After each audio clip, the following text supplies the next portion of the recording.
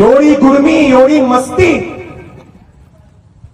याची खासियत आहे। एक टर्म लोक त्याला निवडून देतात, पुढच्या वेळेस पाडतात।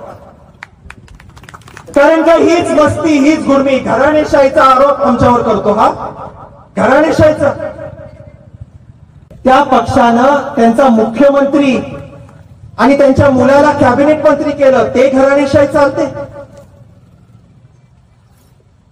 बरं तिथं लांब जाऊ दे, आबा तुम्ही मला सांगा, तेरणा शेतकरी सहकारी साखर कारखाना ही निवडणूक 2008 मध्ये सहानुभूतीमध्ये मुळे आम्ही पराभूत झालो, आपण पराभूत झालो। 2008 मध्ये आबा मला तुम्ही सांगा, तेरणा कारखान्याचं चेअरमन कोणाला केलं? कोणाला? डीसीसी बँकेच्या निवडणुकीच्या वेळेस ह्याला कोण सुचलं? मामा, आई। या जिल्ह्यातील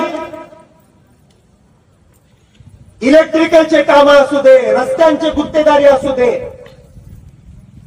हप्ते वसुली असू दे, हे सगळे या माणसाचे घरचे करतात, सगळे याचे नातेवाईक करतात। ही घराणेशाही चालते।